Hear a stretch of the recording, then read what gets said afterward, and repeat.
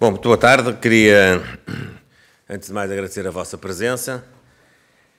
Faço-me acompanhar pela vice-presidente do partido, Margarida Balseiro Lopes, e pelos nossos deputados António Cunha, Sónia Ramos e Inês Barroso, todos responsáveis pelas nossas ações parlamentares na área da educação, numa semana que vamos dedicar de hoje até sábado, precisamente ao tema da educação. Tivemos a ocasião hoje já de reunir com grande parte dos sindicatos que operam nesta área em Portugal. Convidámos todos para estarem presentes, teve a esmagadora maioria.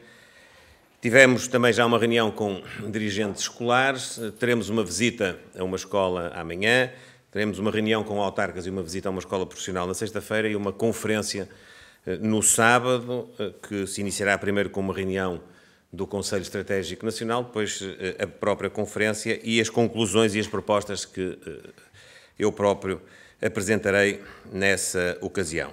Isto insere-se dentro da nossa postura de continuarmos o caminho da afirmação da nossa alternativa política, não descurando o escrutínio e a fiscalização da ação do Governo.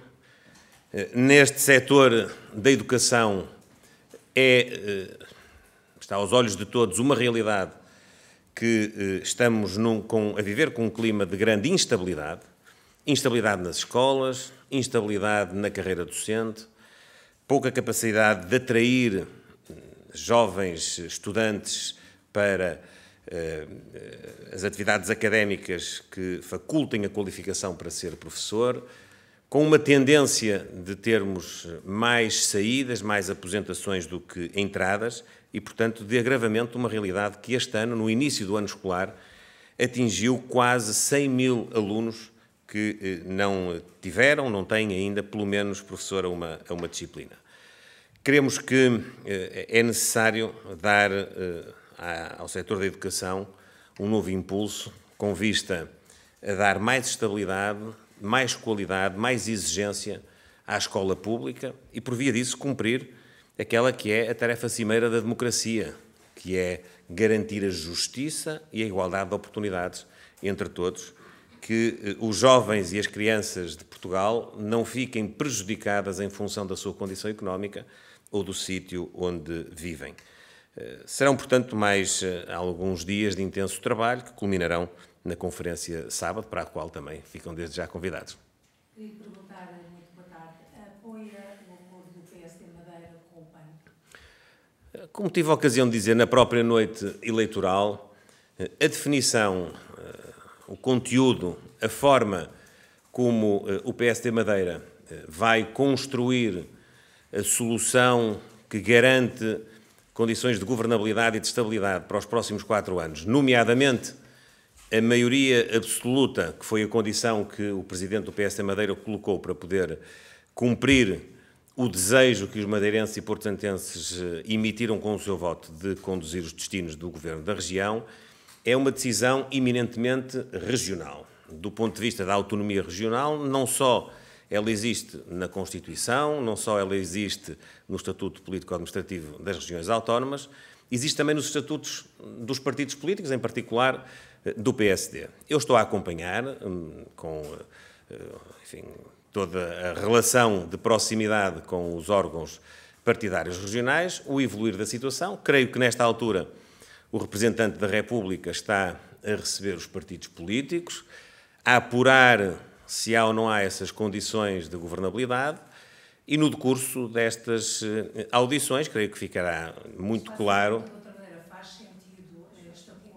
Deixe-me só dizer, ficará muito claro que há condições para termos um governo estável e de legislatura na Madeira. Mas eu posso dizer de outra maneira, faz sentido fazer um acordo com o PAN, com a ideia do banco ideologicamente diferente e que tem sido o apoio do PS, faria sentido assim aqui no continente africano? Não há nenhuma razão para poder tirar qualquer conclusão de que algum princípio ou valor do PSD está a ser posto em causa com o acordo que está celebrado e projetado com o PAN e, portanto, desse ponto de vista, eu vejo com muita normalidade aquilo que está a acontecer na Madeira com todos os contornos específicos da região autónoma da Madeira. Luís Montenegro, há poucos meses almoçou com com o Rui Rocha para discutir uma alternativa no plano continental, digamos assim. Agora, o PSD, Madeira, certo, tinha a possibilidade de fazer um entendimento com a Iniciativa Liberal. O líder do PSD Nacional não preferia que o entendimento fosse com a Iniciativa Liberal em vez do PAN? Não, a preferência aqui é a preferência que os órgãos regionais do PSD determinaram e estão a executar. Mas também devo dizer que, tanto quanto sei, a porta não está fechada para a Iniciativa Liberal.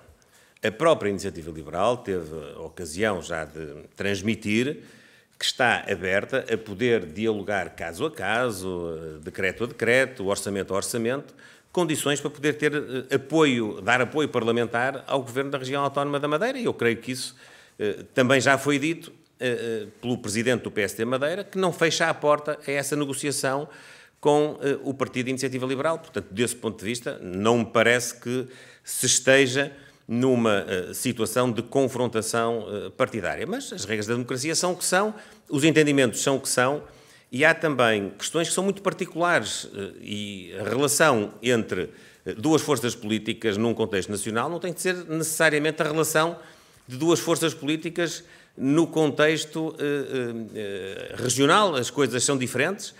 Há até alturas em que as candidaturas são diferentes, em que nós temos candidaturas separadas em eleições gerais e temos candidaturas de coligação nas regiões, ou o contrário, já aconteceram os dois cenários. Mas não está aqui. O líder do CDS já veio marcar-se deste acordo na Madeira do PAN. O líder do PSD Nacional, Luís Montenegro, está totalmente confortável com este. O líder nacional do PSD está totalmente confortável com a solução de governo e de apoio parlamentar que permite dar condições de execução do programa que os madeirenses e os porto-santenses escolheram.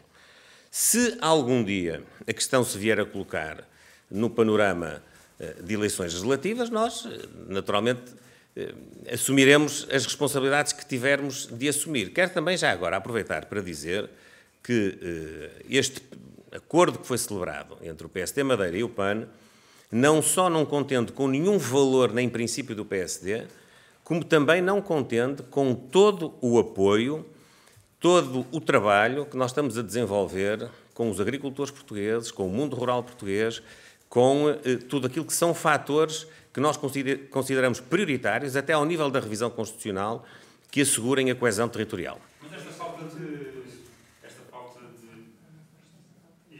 esta divisão entre os partidos de direita não queimar de pontos do PSD com a Iniciativa Liberal, também em certa medida com o CDS? Não há divisão nenhuma. Há momentos políticos e há contornos políticos das decisões, cada um assume as suas responsabilidades. Quando passou a ser um parceiro preferencial? O PAN é o parceiro que, neste momento, assegura que haja uma maioria absoluta de apoio parlamentar na Assembleia Legislativa da Madeira. Mas não pode estar a dizer. O Governo Regional disse na noite, ou no dia a seguir, disse porque é que escolheu entre o PAN e ele respondeu, porque escolheu. No seu caso, se tiver que escolher entre o PAN e ele, quem escolherá? Quando eu tiver que escolher, isso significa que eu já venci as eleições legislativas e que terei condições de formar uma maioria parlamentar que irei lamentar nessa ocasião não seja exclusivamente do meu partido, do PSD, mas que se poderá formar com outras forças políticas. E nessa altura eu darei as explicações que serão necessárias nessa altura. Diga-me só, eu tenho que ser muito cada vez. Eu falei com o Dr. Miguel Albuquerque e ele pôs-me ao corrente de todo o processo e tem-me colocado ao corrente de todo o andamento do processo de negociação entre os partidos políticos na região autónoma. Deixa-me só esclarecer uma frase sua na noite eleitoral. Disse, e vou ler, que é para também não me enganar, não fará acordos com o Chega na Madeira e no continente porque não precisa. A minha dúvida é, e quando precisar? É muito simples. Não é não.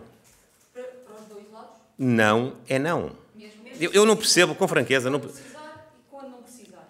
Não é uma questão de não precisar, eu nem sequer coloco a questão de não precisar. Eu nunca farei um acordo político de governação com o Chega. Eu fui muito claro, aliás, tenho sido claro já desde o Congresso do PSD. Eu sei que se faz uma grande teorização e pronto, e bem, as pessoas têm que interpretar aquilo que os políticos dizem acerca da fórmula que eu encontro para transmitir a minha posição. Foi sempre a mesma, porventura transmitida de maneiras diferentes. Chegou uma altura em que não vale a pena alimentarmos mais esse assunto. Não é não. Aos Açores, irá ser dada autonomia ou esse não também se estende a eventual acordo dos os Açores têm eleições no próximo ano e eu acompanharei, como fiz agora com os nossos companheiros da Madeira, o processo eleitoral e, naturalmente, com o desejo de que o resultado possa ser igual ou melhor àquele que obtivemos na Madeira. Estando o Chega excluído, admitiria o entendimento com a IEL e com o PAN aqui no continente? Não vou dizer mais nada, a não ser aquilo que já vos transmiti. Há uma força política que nós excluímos e assumimos isso. Não há mais nada a dizer. Deixa-me só perguntar. Queria perguntar se tem, no caso dos Açores, garantias que não há problemas com este último orçamento antes das eleições? Não, eu garantias não tenho nenhumas, porque apesar de acompanhar a vida política dos Açores, não o faço com o detalhe de saber em que pé que estão as negociações para a aprovação do orçamento para a região autónoma dos Açores. Mas tenho a convicção que os partidos políticos nos Açores terão a responsabilidade de, neste último ano, dar as condições ao Governo de terminar o seu mandato. Seria um bocadinho estranho que, agora que falta um ano para acabar a legislatura na Assembleia dos Açores, não houvesse condições de aprovação do orçamento. Mas isto é apenas uma consideração geral, porque não estou com uma intervenção direta nesse processo. Alberto Jardim disse que estava a ser muito caloiro depois das declarações que fez na televisão. Sente-se caloiro?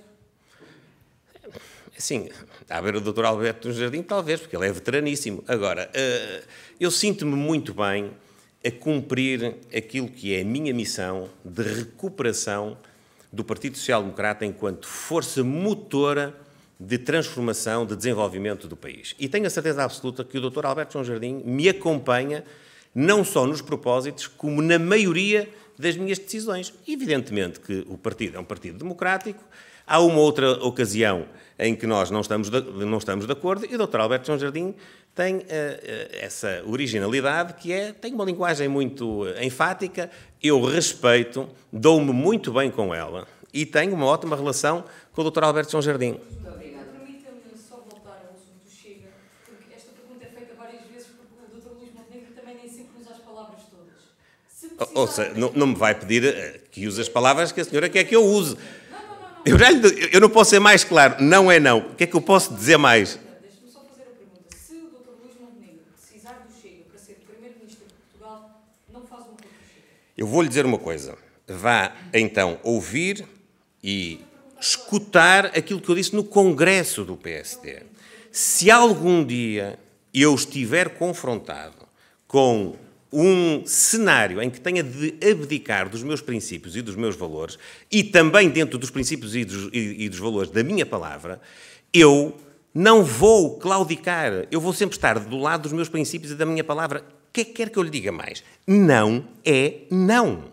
Ponto final. Deixa-me só perguntar sobre um outro assunto, a proposta da CIP para um 15º mês de salários sem impostos. Pergunto-lhe como é que olha para esta proposta da CIP e se o PSD, eventualmente no Parlamento, admite avançar e dar entrada com uma proposta neste sentido.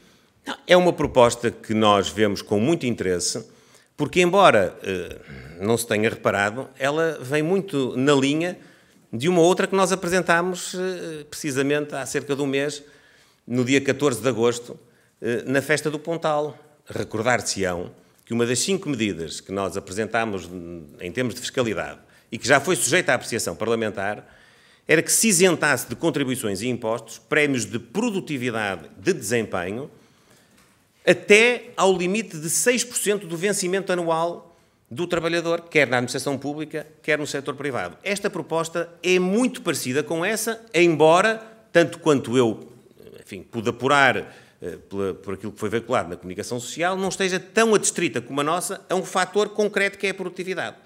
Mas creio que é suposto, uma vez que se dá um caráter facultativo às empresas para elas poderem tomar essa opção, é suposto que aquelas que a vierem a tomar o façam também em função, precisamente, da produtividade que conseguiram obter.